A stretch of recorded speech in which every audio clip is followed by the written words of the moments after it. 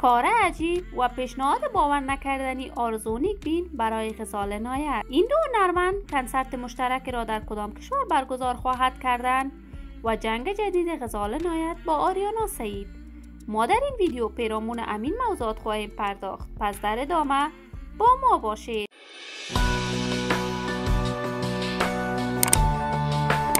سلام و سلامتی ایام به کامتان باد. شما را خوش آمدید میگم به یکی دیگر از ویدیوهای جذاب کانال دنیا اینفو.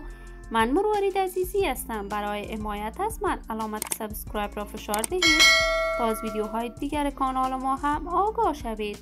آرزو نیکبین هنرمند خوب ولی نه چندان مشهور در میان افغان ها است.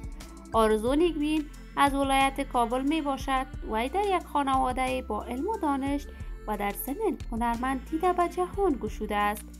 آرزو نیکبین تا سن 10 سالگی در افغانستان، بعداً بر اثر جنگ‌های داخلی به کشور پاکستان مهاجرت کرد و رفته بالاخره به کشور آلند رسید. آرزو نیکبین تا اکنون ازدواج نکرده است.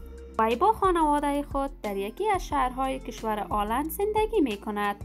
آرزو نیکبین با آنکه فرصت‌های خوبی در افغانستان برایش مساعد شد و کنسرت‌های مختلف برای علاقه‌مندانش برگزار کرد، ولی نه چندان این کنسرت‌ها و ثبت آهنگ‌های وی باعث مشهور شدن و محبوبیت وی شد. آرزو نیکبین تحصیلات عالی خود را در رشته اقتصاد به اتمام رسانیده است. این همه در حالی است که آرزو نیکبین مدت زیادی است دیگر آواز نخوانده است و در تازه ترین اقدام خواسته با غزال نایت هنرمند خوب کشورمان کنسرت مشترک را در چند شهر اروپا برگزار کند و غزال نایت هم هنرمند مردمی و پرطرفدار کشورمان با جبین گشاده این پیشنهاد آرزو نیکبین را قبول کرده است. آرزو نیکبین خواسته با برگزاری کنسرت با غزال نایت به شهرتش بیفزاید و دوباره در میان مردم افغانستان نامش آوازه شود. این روزها بازار کنسرت ها در میان همه هنرمندان داغ است و غزال نایت برگزاری این کنسرت را با آرزو نیکبین به خاطر قبول کرده است که قرار است آریانا سعید با شبنم ثریا کنسرت مشترک را برگزار کند. ولی به هر صورت ما آرزوی سلامتی، موفقیت و طول عمر برای تمامی هنرمندان کشور خود داریم. دوستان نهایت عزیز، شما هم پیام‌هایتان را در بخش کامنت با من شریک بسازید.